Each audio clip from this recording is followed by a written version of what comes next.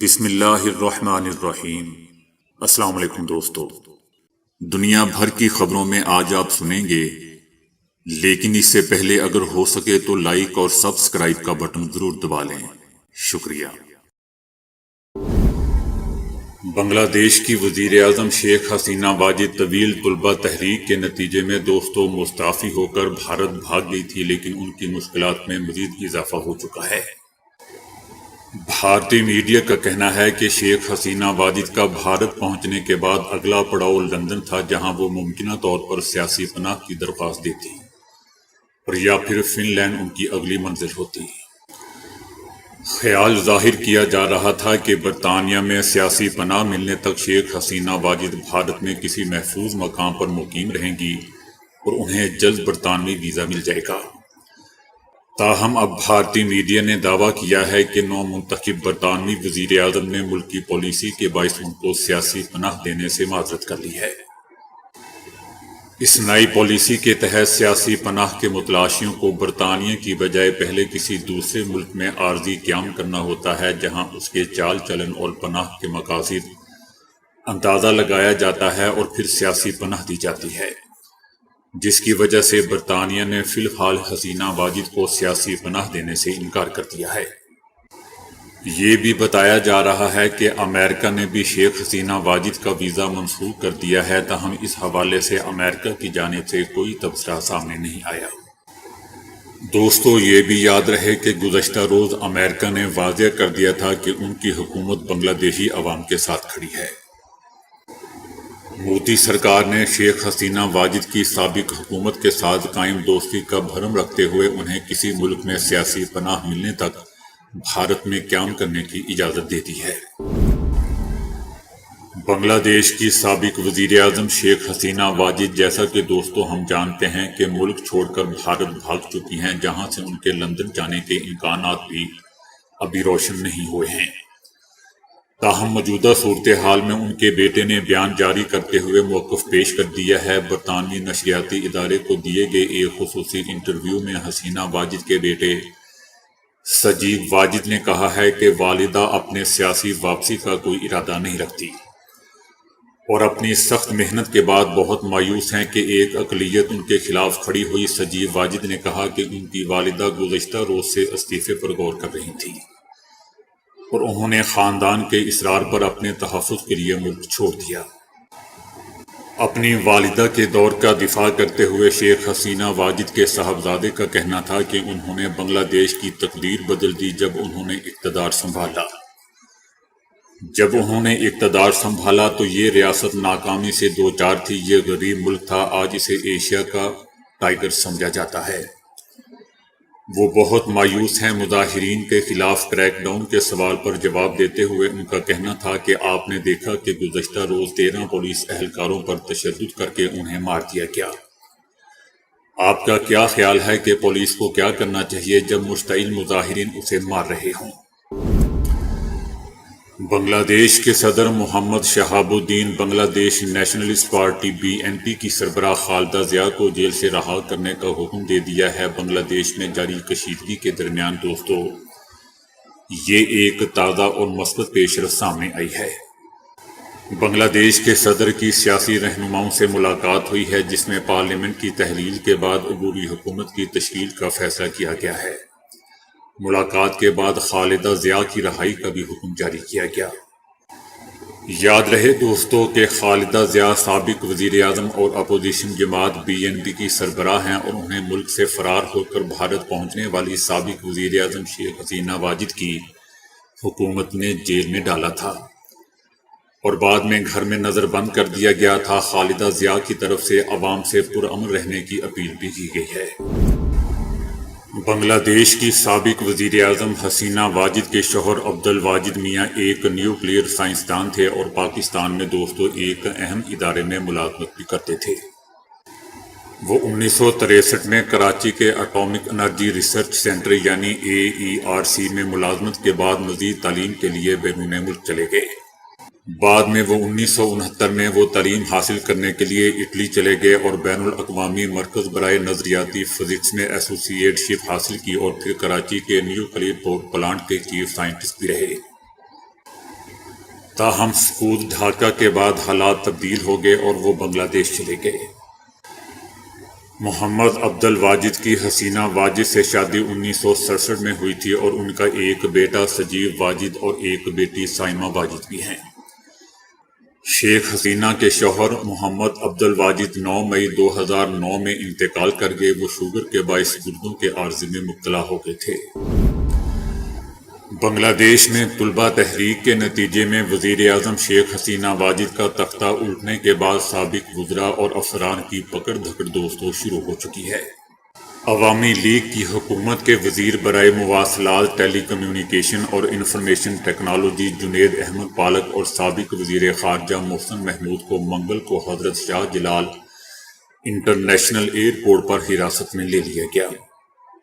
ہوائی اڈے کے عملے اور میڈیا نے کہا ہے کہ جنید احمد پالک اور محسن اور حسن محمود نئی دہلی بھارت فرار ہونے کی کوشش کر رہے تھے، لیکن دونوں کو ایئرپورٹ عملے اور کارکنوں نے حراست میں لے کر سیکیورٹی فورسز کے حوالے کر دیا۔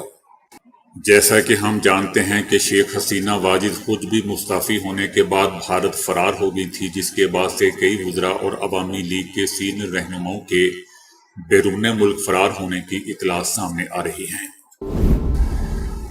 عوامی لیگ کی حکومت کے خاتمے اور وزیر اعظم شیخ حسینہ واجد کے بھارت فرار ہونے کے بعد دوستوں پولیس اہلکاروں کو بھی سیکیورٹی خدشات ستانے لگے ہیں۔ بنگلہ دیش پولیس ملازمین کی ایسوسی ایشن نے ہڑتال کا اعلان کر دیا ہے۔ ایسوسی ایشن نے منگل کی شام اس سلسلے میں ایک پریس ریلیز جاری کی ہے، جس میں غیر معینہ مدت تک ہڑتال پر جانے کا اعلان کیا گیا ہے۔ ڈھاکہ کی سڑکوں پر ٹریفک پولیس غائب ہے اور طلبہ سگنلز کو کنٹرول کر رہے ہیں۔ ہندو اقلیت پر حملوں کے خدشات کے پیش نظر متعدد طلبہ مندروں کا بھی پہرا دے رہے ہیں۔ سیکیورٹی کا انتظام فوج نے سنبھالا ہوا ہے اور جگہ جگہ فوجی جوان تعینات ہیں۔ حکومت کے خاتمے کے بعد سے پولیس اہلکار خوف اور زندگی کے عدم تحفظ کا شکار ہیں، کیونکہ انہوں نے طلبہ تحریک کو طاقت سے کچلنے کی پوری کوشش کی تھی، جس کے نتیجے میں 400 سے زائد طلبہ مارے گئے تھے اور ہزاروں زخمی ہوئے۔ اس لیے تحریک کی کامیابی کے بعد مظاہرین کا سب سے پہلا نشانہ پولیس ہے۔ بنگلہ دیش بھر میں پولیس اسٹیشن مظاہرین کا نشانہ بن رہے ہیں اور جلاؤ گھیراؤ کے واقعات پیش آ رہے ہیں۔ مظاہرین اور عوامی لیگ کے رہنماؤں اور کارکنوں کے ساتھ جھڑپوں میں کئی پولیس اہلکار مارے جا چکے ہیں۔ حکومت کے خاتمے کے بعد پولیس ہیڈ کوارٹر کو بھی آگ لگا دی گئی ہے۔ دوستو، یہ بات آپ کبھی نہ بھولیں کہ شیخ حسینہ واجد مستعفی ہونے کے بعد بھارت فرار ہو چکی ہیں۔ بنگلہ دیش میں دوستو طلبہ تحریک کے نتیجے میں ختم ہونے والی شیخ حسینہ واجد کی حکومت کے وزراء اور سفارتکاروں کو اندرون اور بیرون ملک شدید عوامی احتجاج کا سامنا ہے۔ بنگلہ دیش میں حکومت مخالف مظاہرے شیخ حسینہ واجد کے مستعفی ہونے کے بعد بھی تھم نہیں پائے۔ شہریوں کا غصہ بیرون ملک میں بھی دیکھا جا سکتا ہے۔ نیو یارک میں بنگلہ دیشی قونصل خانے کے سامنے بنگلہ دیشی نژاد شہری بڑی تعداد میں جمع ہو گئے اور حسینہ واجد حکومت کے خلاف نعرے بازی کی۔ مظاہرین کی قونصل خانے کے عملے سے تلخ کلامی بھی ہوئی، جس کے بعد مظاہرین قونصل خانے میں داخل ہو گئے، توڑ پھوڑ کی اور شیخ حسینہ واجد اور ان کی والد شیخ مجیب الرحمان کی تصاویر کو بھی پھاڑ دیا۔ اس موقع پر مظاہرین نے قونصل خانے کے عملے کی ایک نہ سنی۔ اسی طرح پیرس میں بھی دوستو حسینہ واجد کے استعفے پر جشن منایا جا رہا ہے۔ بنگلہ دیشی شہری اپنا قومی پرچم لے کر سڑکوں پر نکل آئے ہیں اور جشن منا رہے ہیں۔ بنگلہ دیش میں مستعفی وزیر اعظم حسینہ واجد کے سرکاری رہائش گاہ سے قیمتی سامان لے جانے والے شہریوں نے دلچسپ اور انوکھی وجوہات بیان کی ہیں۔ مظاہرین کی بڑی تعداد شیخ حسینہ واجد کی سرکاری رہائش گاہ میں داخل ہوئے اور توڑ پھوڑ کی اور سامان بھی لے اڑے۔ ان میں سے ایک شہری سر پر ایک اٹیچی کیس اٹھائے جا رہا تھا اور اس نے بتایا کہ اس میں شیخ حسینہ واجد کی قیمتی اور دیدہ زیب ساڑیاں موجود ہیں۔ جب اس سے پوچھا گیا کہ وہ ان ساڑیوں کا کیا کرے گا تو شہری نے دلچسپ جواب دیا کہ میں یہ اپنی بیوی کو دوں گا، وہ اسے پہنے گی، میں اپنی بیوی کو وزیر اعظم بناؤں گا۔ لوگوں نے اس شخص سے کہا کہ ان حالات میں شیخ حسینہ واجد کی ساڑی پہن کر کون وزیر اعظم بننا چاہے گا۔ بنگلہ دیش میں طلبہ تحریک کے نتیجے میں وزیر اعظم شیخ حسینہ واجد کا تختہ الٹنے کے بعد دوستو جہاں ایک طرف سابق وزراء کی پکڑ دھکڑ جاری ہے، وہیں دوسری طرف برسوں سے جیلوں میں قید اپوزیشن رہنماؤں کی رہائی کا عمل بھی شروع ہو چکا ہے۔ ڈھاکہ کی ایک عدالت نے کوٹا اصلاحات کی تحریک کے دوران گرفتار BNP کی قائمہ کمیٹی کے رکن امیر خسرو محمود چودھری اور جماعت اسلامی کے سیکرٹری جنرل میاں غلام پرور سمیت BNP اور جماعت اسلامی کے 1000 سے زائد رہنماؤں اور کارکنوں کی ضمانت منظور کر کے رہائی کا حکم دے دیا ہے۔ دوستو یاد رہے کہ جماعت اسلامی بنگلہ دیشی جماعت اسلامی وہ واحد جماعت تھی جس نے پاکستان کو تقسیم ہونے کی مخالفت کی تھی، اور ان کے کارکنوں نے اس سلسلے میں بہت سی قربانیاں بھی دی تھیں، بلکہ آج تک دے رہے تھے۔ بنگلہ دیش جماعت اسلامی کی مرکزی مجلس عاملہ کے رکن مرحوم میر قاسم علی کے لاپتہ بیٹے بیرسٹر میر احمد بن قاسم ارمان بھی 8 سال بعد گھر واپس لوٹ آئے۔ ان کے اہل خانہ نے فیس بک پر ارمان کی تصویر شیئر کرتے ہوئے لکھا کہ الحمدللہ ارمان اب آزاد ہے۔ اس کے علاوہ جماعت اسلامی بنگلہ دیش کے سابق امیر غلام اعظم مرحوم کے لاپتہ بیٹے سابق بریگیڈیئر جنرل عبدالامان اعظمی بھی گھر واپس لوٹ آئے۔ عوامی لیگ کی حکومت آنے کے بعد عبداللہ اعظمی کو فوج سے نکال دیا گیا تھا۔ جماعت اسلامی نے بارہا ان کی رہائی کے مطالبات کیے، لیکن حکومت اور قانون نافذ کرنے والے اداروں نے ان کی گرفتاری سے انکار کیا تھا۔ انٹرنیشنل انسانی حقوق کی تنظیموں کا کہنا ہے کہ حسینہ واجد سیکیورٹی فورسز نے تقریباً 600 سے زائد افراد کو اغوا اور غائب کیا تھا، جن میں سے متعدد لوگوں کا تعلق حزب اختلاف کی بڑی جماعت بنگلہ دیش نیشنلسٹ پارٹی اور ملک کی سب سے بڑی اسلام پسند جماعت اسلامی سے تھا۔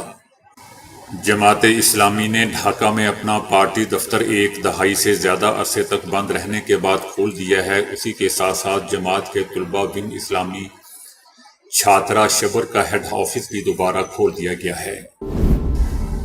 صہیونی حکومت کے میڈیا نے خبر دی ہے کہ ایران کے جوابی حملے کے امکان کی وجہ سے مقبوضہ علاقوں کے باشندوں اور اس حکومت کے اہلکاروں کی زندگیاں پجیرن ہو چکی ہیں۔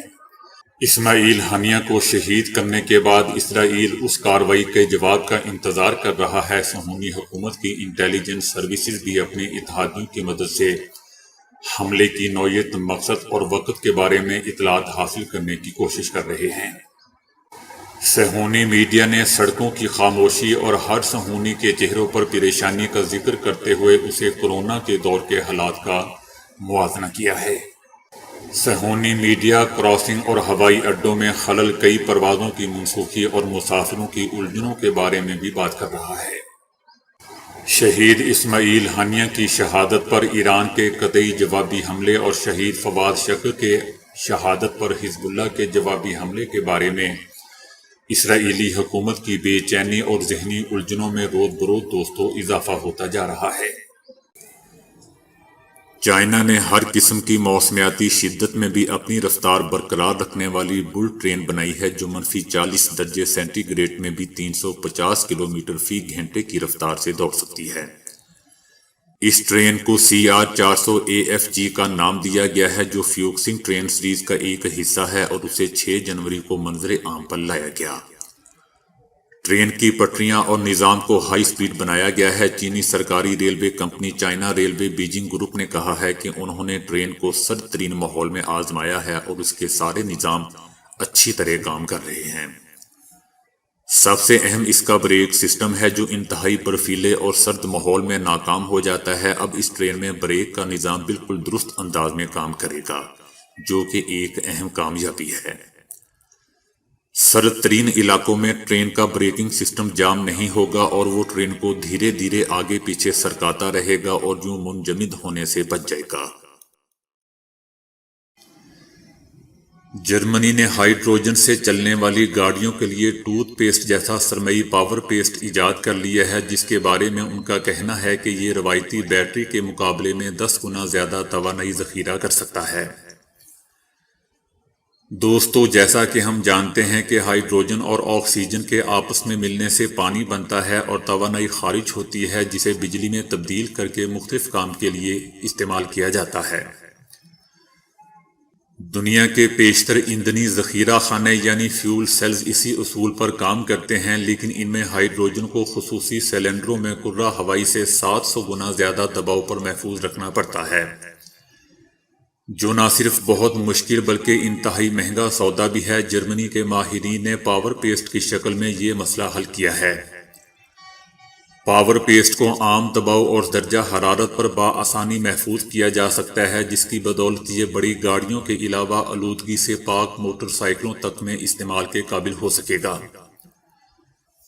اس کے علاوہ یہ 250 ڈگری سینٹی گریڈ کی شدید گرمی تک کو برداشت کرتے ہوئے قابل استعمال حالت میں رہ سکتا ہے۔ یہ بنیادی طور پر میگنیشیم ہائیڈرائڈ کہلانے والا ایک کیمیائی مرکب ہے، جسے 350 ڈگری سینٹی گریڈ اور کرہ ہوائی سے 5 تا 6 گنا زیادہ دباؤ پر ہائیڈروجن اور میگنیشیم کو آپس میں ملا کر تیار کیا جاتا ہے۔ آخری مرحلے پر اس میں ایک دھاتی نمک اور ایسٹر نامی ایک آرگینک کیمیکل شامل کرکے اسے سرمئی ٹوتھ پیسٹ جیسی حتمی شکل دی جاتی ہے۔ پاور پیسٹ سے توانائی حاصل کرنے کے لیے ایک خاص نظام کے تحت اسے ایک چیمبر میں پہنچا کر پانی کے ساتھ اس کا کیمیکل ری ایکشن کروایا جاتا ہے، جس سے ہائیڈروجن گیس خارج ہوتی ہے۔ یہاں سے یہ ہائیڈروجن گیس ایک فیول سیل میں پہنچا دی جاتی ہے، جہاں اسے آکسیجن کے ساتھ ملا کر پانی بنایا جاتا ہے، جس سے حرارت کی شکل میں توانائی خارج ہوتی ہے۔ پھر اسی حرارت کو بجلی میں تبدیل کر کے استعمال کر لیا جاتا ہے۔ اب تک پاور پیسٹ کو تجرباتی طور پر چھوٹی موٹر سائیکلیں چلانے میں استعمال کیا جا چکا ہے۔ اس سال کے اختتام تک پاور پیسٹ کی تجارتی پیداوار شروع کر دی جائے گی اور یہ سلنڈروں کی شکل میں دستیاب ہوگا، جو موجودہ پیٹرول پمپس پر رکھوائے جائیں گے۔ پاور پیسٹ سلنڈر خالی ہونے پر اسے پیٹرول پمپ جا کر واپس کیا جا سکے گا اور اس کے بدلے بھرا ہوا سلنڈر خریدا جا سکے گا۔ صاف ستھری توانائی کے حوالے سے پاور پیسٹ کو ایک انقلابی پیش رفت قرار دیا جا رہا ہے، لیکن بعض ماہرین کو اس دعوے پر اعتراض بھی ہیں۔ مثلاً امریکی ماہرین نے اعتراض کیا ہے کہ پاور پیسٹ کی تیاری پر کتنی توانائی صرف ہوگی اور کتنے اخراجات آئیں گے، اس بارے میں کچھ نہیں پتا۔ اس کے علاوہ اب تک یہ بھی معلوم نہیں کہ اس سے خارج ہونے والی آلودگی پر کیسے قابو پایا جائے گا، جبکہ یہ معاملہ بھی واضح نہیں ہے کہ استعمال شدہ پاور پیسٹ کو کس طرح تلف کیا جائے گا۔ تمام اعتراضات ایک طرف، لیکن یہ بہرحال حقیقت ہے کہ ہائیڈروجن کو محفوظ کرنے کا عمل آسان بنانے میں پاور پیسٹ کا تصور بلا شبہ ایک اچھوتی اور منفرد پیش رفت ہے۔ تو دوستو، ابھی کے لیے اتنا ہی۔ ویڈیو کو لائک اور شیئر کرنے کا بہت بہت شکریہ۔